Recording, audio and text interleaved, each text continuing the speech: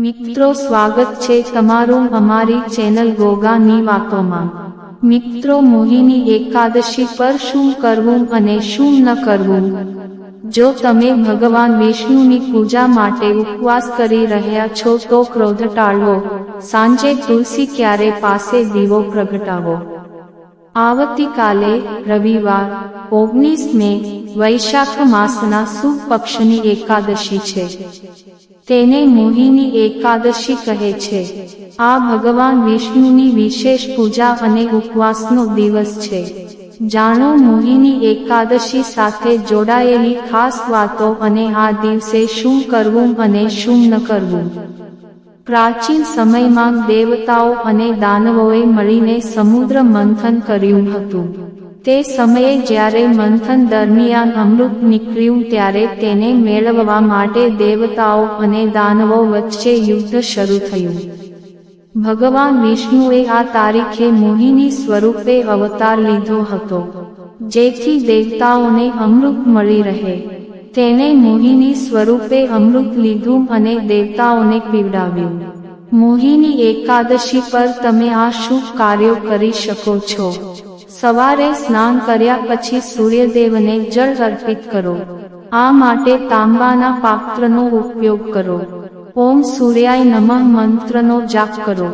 આ તિથિએ કરવામાં આવતી પૂજાથી ભક્તોની મનોકામનાઓ પૂર્ણ થઈ શકે છે।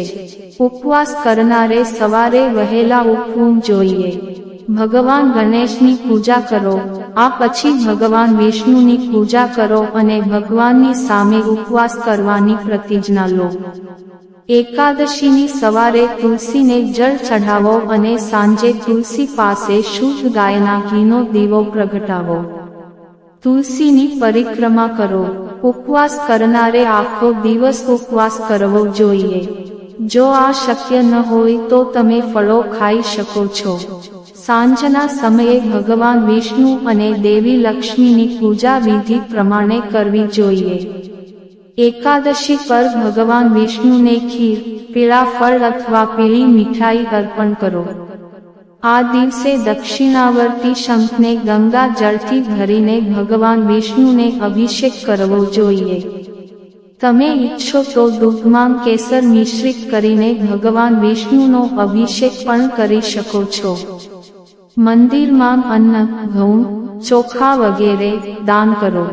ભગવાન વિષ્ણુને પીતાંબરધારી પણ કહેવામાં આવે છે, તેથી એકાદશી પર તેમને પીળા વસ્ત્રો અર્પણ કરવા જોઈએ।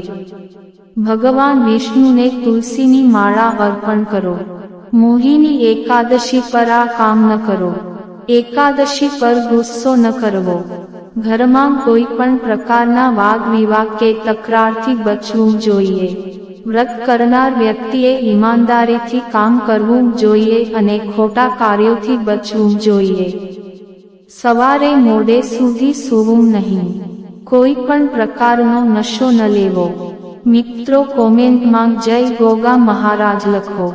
આશા રાખીએ છીએ કે તમને આ માહિતી પસંદ આવી હશે। ગોગાની વાતો ચેનલને સબસ્ક્રાઇબ કરવાનું ભૂલશો નહીં। તમે વિડિયો પૂરેપૂરો જોવા બદલ તમારો ખૂબ ખૂબ આભાર।